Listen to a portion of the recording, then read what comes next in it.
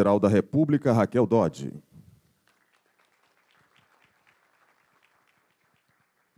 O ministro do Superior Tribunal de Justiça, Sebastião Reis, que neste ato representa o presidente do STJ. Convidamos ainda o secretário especial de Programas, Pesquisas e Gestão Estratégica do Conselho Nacional de Justiça, o juiz Richard Paikin, que neste ato representa o presidente do CNJ. E convidamos ainda o ex-procurador-geral perante a Corte de Apelação, Aix-en-Provence, e ex-presidente do Conselho de Administração da Agrasc, Jean-Marie Huet.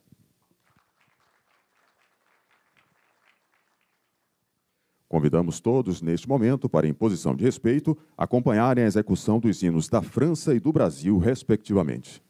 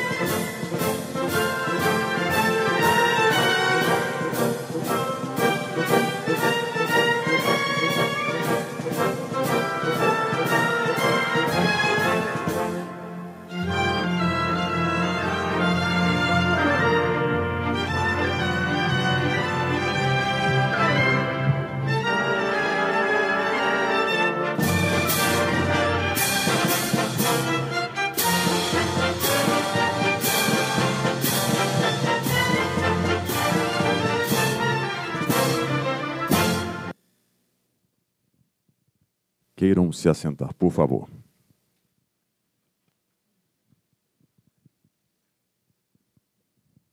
O Ministério da Justiça e Segurança Pública tem desenvolvido ações que pretendem contribuir com as políticas nacionais de combate ao crime organizado e à corrupção. Para tanto, são realizados debates e estudos acerca da necessidade de criar uma unidade nacional de controle e gestão de ativos apreendidos e bens confiscados judicialmente. Assim, o Ministério, por meio da Secretaria Nacional de Políticas sobre Drogas, a SENAD, tem estudado modelos internacionais de referência, como o da Agência de Gestão e Recuperação de Ativos Apreendidos e Confiscados, a Agrasc, órgão francês que realiza ampla gestão de bens apreendidos naquele país. Com essa motivação, realizamos este evento por meio de parceria com o Ministério da Justiça francês, Escola Nacional da Magistratura da França e a Agrasc, para aprofundar as discussões em torno do tema. Ouviremos agora o ex-procurador-geral perante a Corte de Apelação de Aix-en-Provence e ex-presidente do Conselho de Administração da Agrasc, Jean-Marie Huet.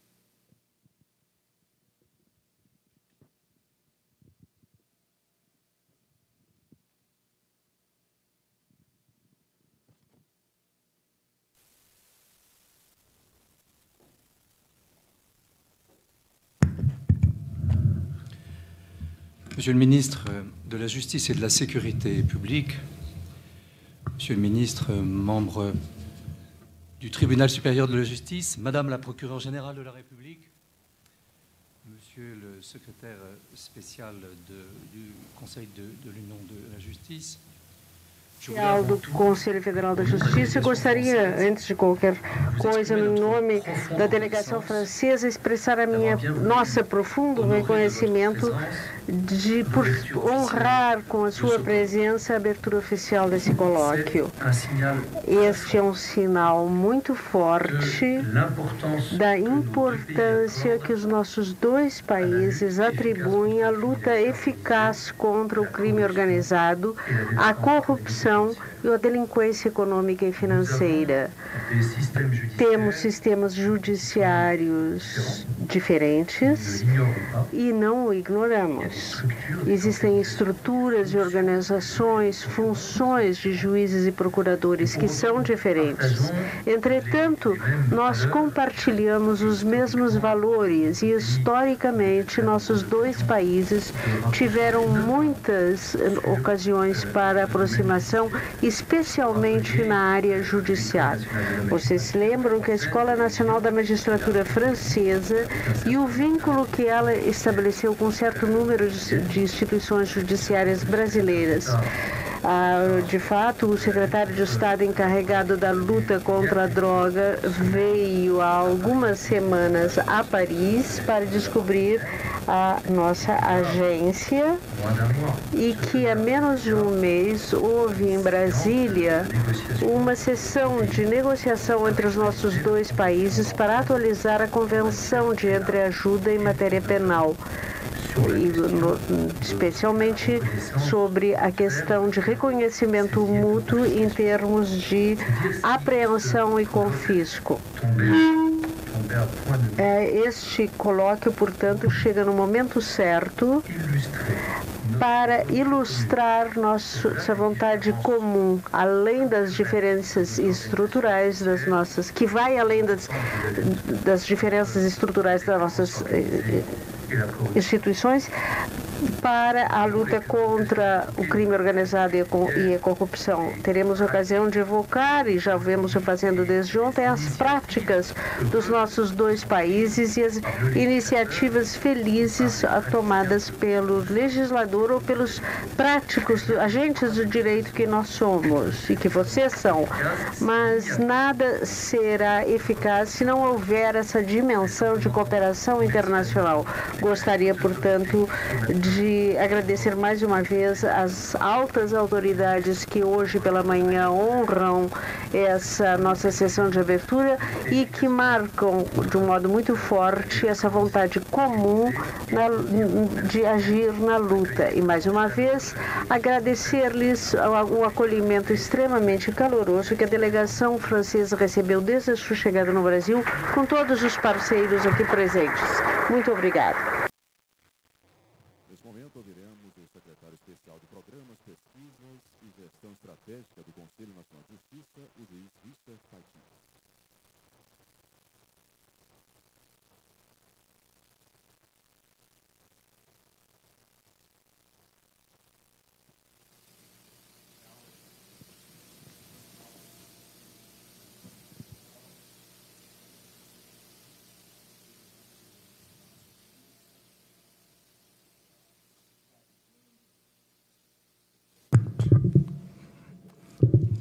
Reavivando todos os esforços que a magistratura tem feito, os tribunais, para o combate à corrupção. Combate à corrupção, não só a corrupção sistêmica, mas também a endêmica, e colocamos à disposição o Conselho Nacional de Justiça para que juntos, com um esforço interinstitucional, possamos realizar esse combate com a maior intensidade possível. Cumprimentamos o Ministério da Justiça e todos os organizadores desse evento. Tenho certeza que teremos um grande sucesso ao final. Muito obrigado.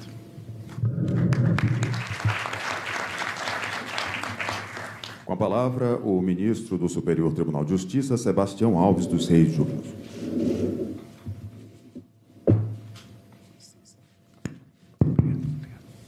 Bom dia a todos.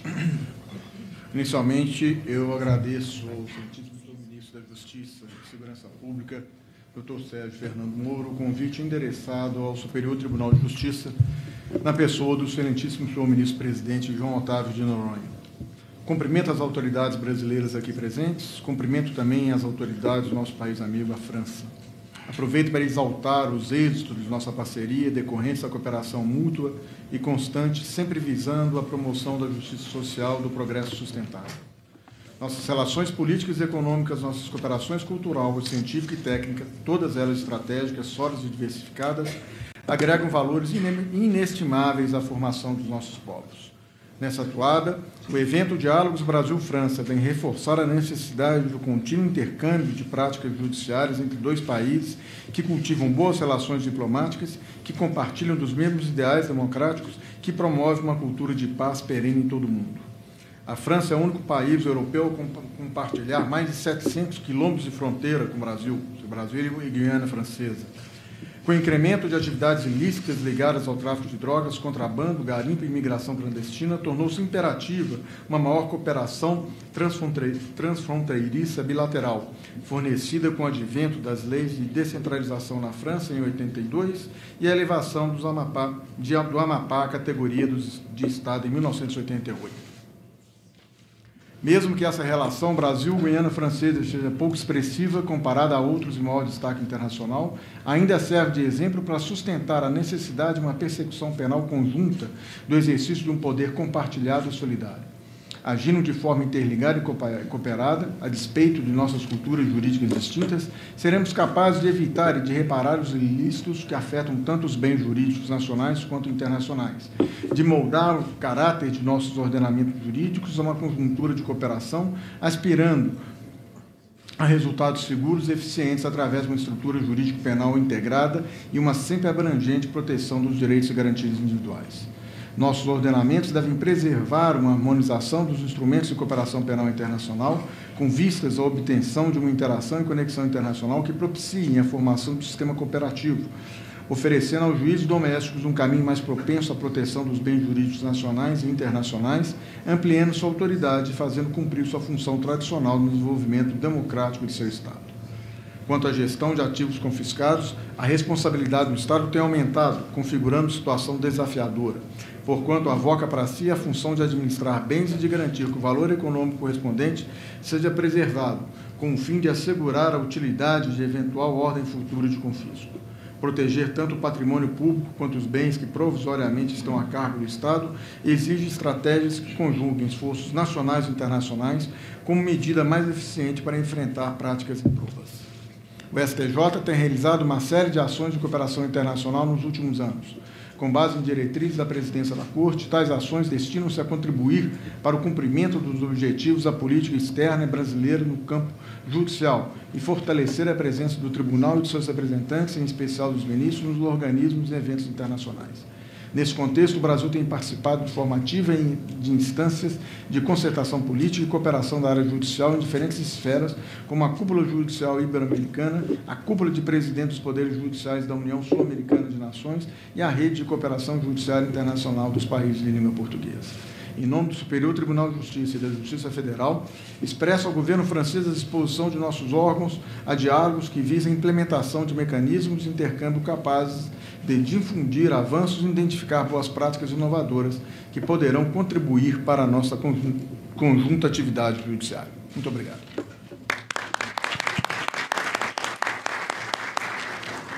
Ouviremos agora a Procuradora-Geral da República, Raquel Dodge.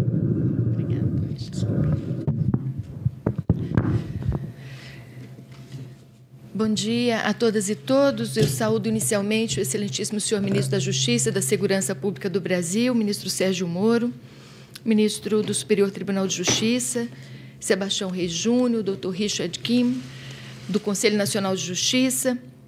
Envio uma saudação muito especial ao embaixador francês Michel Miraillet, que muito cooperou para que esse diálogo ocorresse.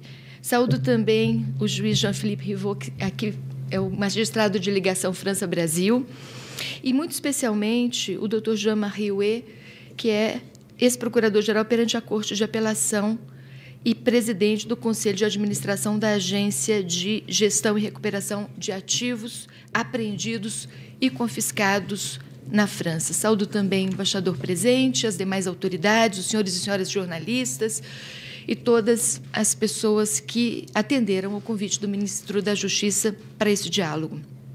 De fato, este diálogo Brasil-França, promovido pelo Ministério da Justiça, em parceria com o Ministério da Justiça da França, ilumina o caminho do enfrentamento da corrupção e da lavagem de dinheiro como um problema de todos os países. A cooperação internacional é hoje fundamental para enfrentar o crime organizado que ultrapassa fronteiras e desafia os órgãos internos de fiscalização e controle, mas também as justiças nacionais. A parceria jurídica com a França, que é um país amigo do Brasil, resultará em maior eficácia na persecução penal para os dois países. Todos temos a ganhar com o intercâmbio de experiências no controle e na gestão dos ativos apreendidos e dos bens confiscados. Este evento propõe um diálogo, um debate sobre a criação de uma unidade nacional de controle e gestão de ativos apreendidos e bens confiscados judicialmente, a exemplo do que acontece com a agência francesa dedicada a esse assunto, que é a Agência de Gestão e Recuperação de Ativos, órgão francês que faz a gestão desses bens naquele país. A Organização das Nações Unidas, a Organização dos Estados Americanos, o Grupo de Ação Financeira contra a Lavagem de Dinheiro e Financiamento do Terrorismo entendem que um eficiente caminho para combater o crime organizado é retirar os recursos financeiros das organizações criminosas. E nós, do Ministério Público do Brasil, também entendemos da mesma maneira. Este também é um valor constitucional importante de ser concretizado no Brasil e em todos os países civilizados do mundo moderno, que é o valor de devolver aos cofres públicos o dinheiro surrupiado pelo crime organizado.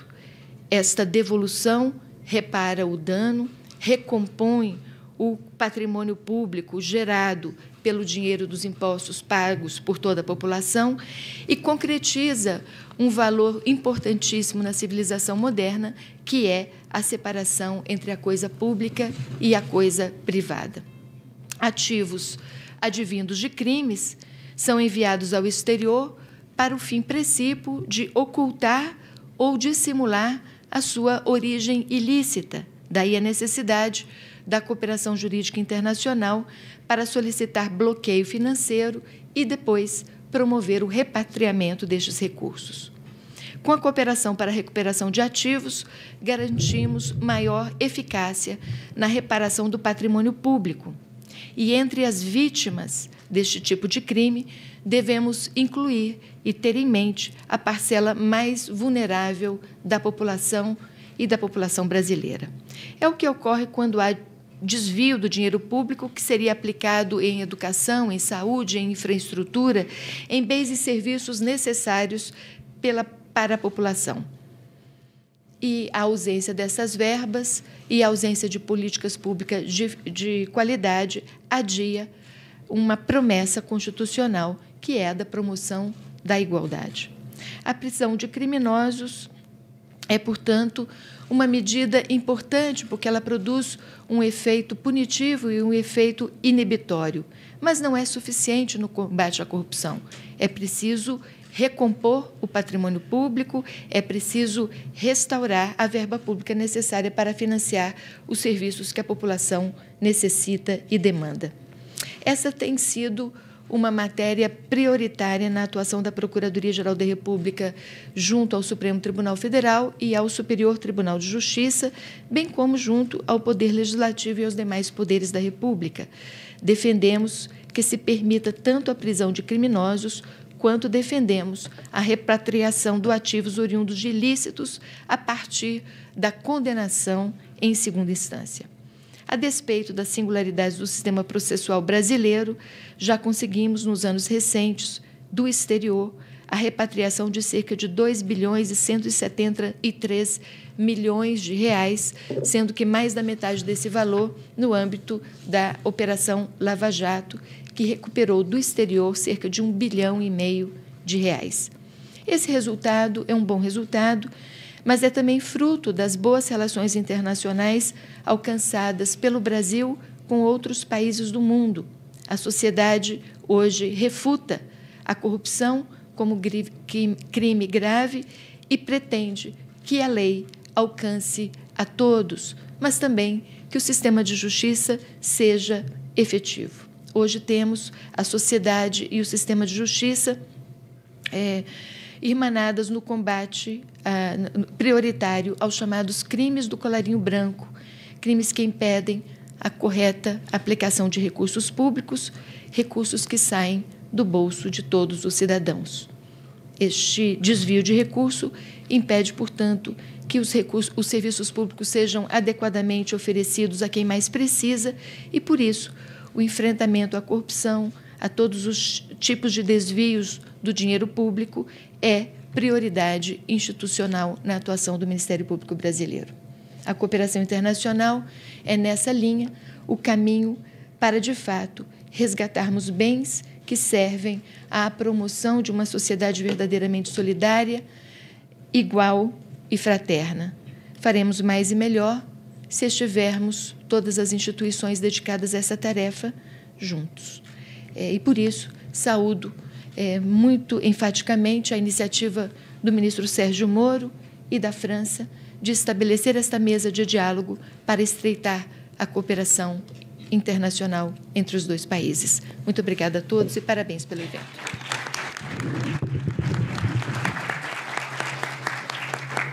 Ouviremos agora o ministro de Estado da Justiça e Segurança Pública, Sérgio Moro.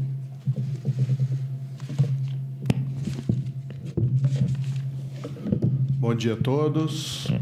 Inicialmente aqui gostaria de cumprimentar a Procuradora-Geral da República, Raquel Doge, o ministro Sebastião Reis, representando aqui o Superior Tribunal de Justiça, o juiz Richard Paikin, representando nesse ato o Conselho Nacional de Justiça. Um cumprimento especial a todas as autoridades francesas que vieram a convite aqui do Brasil compartilhar as suas experiências. Faço isso na pessoa do Dr. Jean-Marie Rouet, aqui presente.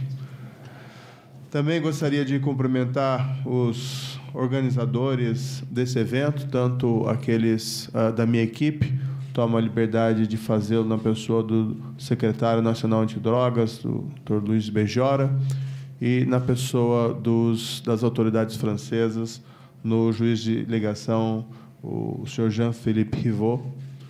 Muito obrigado pelos esforços para realizar esse evento. Nós sabemos que não é tão simples assim reunir tantas pessoas qualificadas da França e trazê-las aqui para o Brasil para compartilhar essas experiências. Esse evento foi organizado e concebido desde o início com aquela velha ideia de fazer com que o crime não compense. A melhor forma de fazer com que o crime não compense, a melhor forma de combater organizações criminosas, sejam aquelas dedicadas à prática de corrupção, tráfico de drogas, tráfico de armas, tráfico de pessoas, ou mesmo organizações dedicadas à prática de terrorismo ou ao financiamento dessa prática, é privá-las do produto e do instrumento de suas atividades. Não basta, como foi bem dito aqui pela Procuradora-Geral da República, que o criminoso enfrente a sanção da pena privativa de liberdade, a prisão. É importante também privá-lo dos recursos necessários para que ele continue a sua atividade. Nesse prisma, nós temos muito ainda o que aprender. Claro que também nós temos experiências positivas, mas nós temos muito o que aprender com os demais países. Destacamos aqui a experiência francesa, trouxemos aqui as autoridades francesas para que nós possamos conversar a esse respeito. Nós precisamos aprimorar a legislação brasileira a esse respeito. A legislação brasileira está ultrapassada em relação, por exemplo, à legislação parâmetro europeia. Nós tínhamos há não muito tempo aqui no nosso Código Penal, basicamente, o confisco criminal, a perda criminal clássica, né, que era um bem identificado como produto do crime. Esse bem era decretado a sua perda, um vínculo específico entre o crime e o bem. Nós não faz muito tempo nós introduzimos, e eu até me recordo bem porque eu estava envolvido na introdução desse dispositivo legal no nosso ordenamento. Nós trouxemos para o nosso direito o confisco de bens substitutivos, hoje um parágrafo do artigo 91 do Código Penal. Isso é uma lei, salvo engano, é uma lei de 2012, enquanto outros países já tinham isso há muito mais tempo. E nós estamos ainda batalhando para introduzir no nosso ordenamento jurídico a perda alargada, o confisco alargado, que é um confisco que existe em vários países europeus, inclusive na França, direcionado especialmente a profissionais do crime, a pessoas que fizeram uma escolha, muitas vezes, de se dedicar profissionalmente à atividade criminal e, pela gravidade dos crimes praticados e da extensão dessa atividade, em vários países há uma previsão de um confisco mais amplo que atinge todo o patrimônio que não pode ser justificado como tendo alguma espécie de origem lícita. Mais ou menos o raciocínio, se nós formos pensar aqui no Brasil, alguém que se dedica habitual e profissionalmente ao tráfico internacional de drogas, todo o patrimônio identificado dessa pessoa fica sujeito ao confisco criminal ou ao perdimento, se assim preferirem, alargado. Não é uma proposta extravagante, existe já em várias legislações estrangeiras, inclusive da União Europeia. Nós estamos tentando colocar isso na nossa legislação. É uma das medidas previstas no projeto de lei anticrime que se encontra que se encontra na Câmara e no Senado Federal para discussão. Uma proposta, aliás, que não foi feita apenas aqui pelo Ministério, mas era uma proposta que já estava contida, embora com diferentes nuances, no projeto de lei apresentado ano passado pela Comissão de Juristas, presidida pelo ministro Alexandre de Moraes. A aprovação de medidas dessa espécie levaria a uma melhoria dos instrumentos legais à disposição dos aplicadores da lei, dos agentes da lei, em relação a esses desafios da criminalidade organizada. Mas não só precisamos mudar a lei, mas precisamos mudar as nossas práticas. Nós temos há muito tempo autorização legal, por exemplo, para que bens que sejam sequestrados no âmbito de um processo criminal sejam, para evitar a sua perda de valor ou a sua deterioração, para que eles sejam vendidos antecipadamente, na alienação antecipada. Essa legislação veio de uma maneira mais clara no Brasil, pelo menos desde 2013. Não obstante, não é raro, nós assistimos na prática judiciária muitos desses bens submetidos a alguma espécie de apreensão ou de sequestro serem perdidos por uma falta adequada de gestão, uma falta adequada de administração desses bens, ou, às vezes, até uma resistência da prática judiciária de autorizar a realização da alienação antecipada.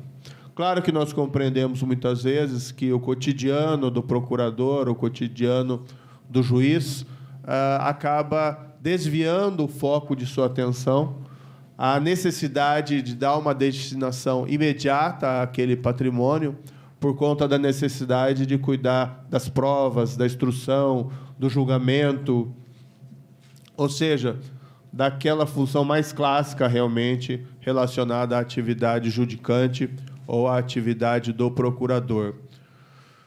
Embora isso seja compreensível, é evidente que nós temos que melhorar a nossa prática judiciária, porque esses bens sequestrados, seja instrumento ou produto do crime, podem fornecer uma fonte de recursos extremamente relevante, não só para devolver os recursos à vítima, quando existir uma vítima específica, mas, igualmente, uma fonte de recursos importante para investimento na própria estrutura da justiça criminal, da polícia, do Ministério Público ou, eventualmente, até para destinação, para prevenção da prática delitiva.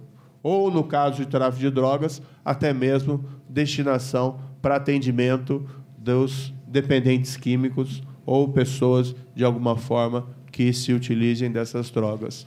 Os recursos são limitados, né? Nós vivemos, infelizmente, aqui no Brasil, espero que na França seja diferente, mas no Brasil nós vivemos um cenário de certa crise fiscal, né? De escassez de recursos, e, se os recursos são limitados, não faz nenhum sentido nós negligenciarmos uma fonte importante de recursos que venha a ser exatamente privar do criminoso, e especialmente dessas poderosas organizações criminosas, os seus bens e utilizá-los para um propósito específico, contra o próprio crime, em benefício da sociedade. Por esse motivo, quando assumi aqui o Ministério, um dos pontos focais da nova gestão foi exatamente repensar essa questão, analisar por que nós estamos falhando nessa política pública de recuperação e utilização desses ativos, e, por esse motivo, nós, vamos dizer assim, redirecionamos a atuação da Secretaria Nacional Antidrogas. A Secretaria Nacional Antidrogas passava por uma série de dificuldades e ela estava mais focada, nos últimos tempos, em atendimento a problemas de dependentes químicos, a recuperação de dependentes químicos. Não que essa não seja uma atividade relevante, mas, na nossa compreensão, não era uma atividade pertinente ao Ministério da Justiça e da Segurança Pública. Nós transferimos essa atividade para um ministério que tem, vamos dizer assim, uma prática de política social, mais habituado a cuidar desse tipo de problema do que o Ministério da Justiça, e nós redirecionamos a Secretaria Nacional Antidrogas para ser realmente uma Secretaria Nacional Antidrogas. E, dentro dessas funções, esse trabalho de melhorar as nossas políticas públicas relacionadas à gestão, administração e venda desses ativos criminosos. Para tanto, nós precisamos do apoio do Judiciário. Afinal de contas, os juízes é que tomam as decisões relativas a esses bens. E nós precisamos também do apoio do Ministério Público. Bem, uma das ideias foi, desde logo, estudar experiências exitosas na administração e gestão de bens, e, nessa perspectiva, a experiência francesa com a agência Agrasc, né,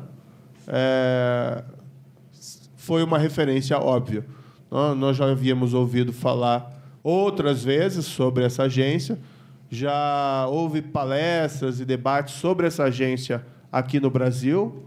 Outrora, eu lembro de participei de um evento dessa espécie em 2012, inclusive aqui mesmo em Brasília, embora em outra condição como juiz.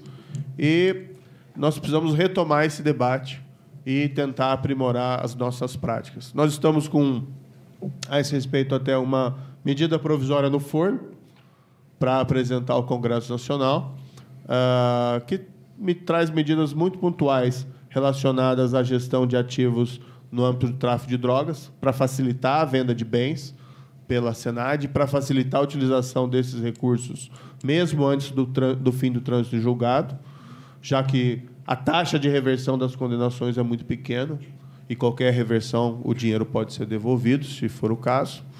Vamos ver se apresentamos isso em frente. Mas, acima de tudo, nós precisamos melhorar as nossas práticas executivas. Mudar a lei faz a diferença, é importante, mas nós precisamos mudar as nossas práticas executivas, e nada melhor do que isso, do que ouvir experiência de direito comparado, especialmente da França.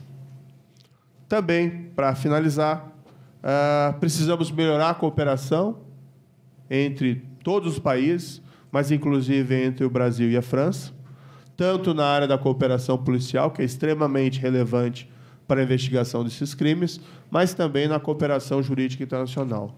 E, nesse aspecto,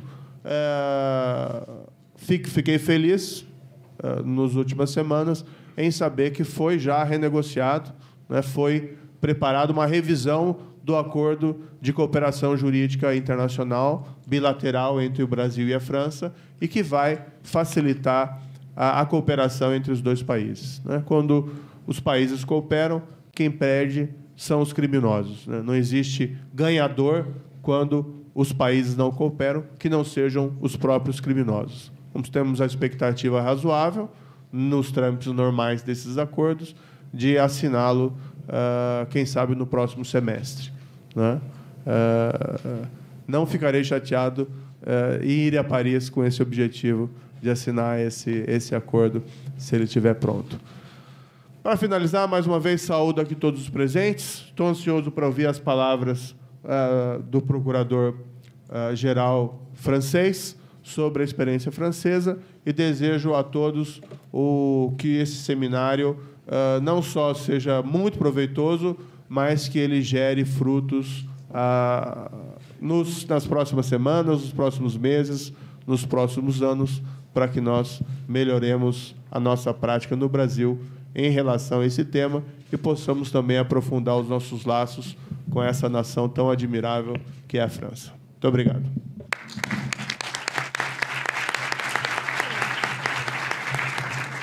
Neste momento, será feita a foto oficial do evento com os integrantes da mesa.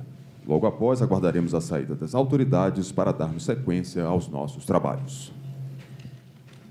Será em pé, sentado? Acho que é melhor. Sim.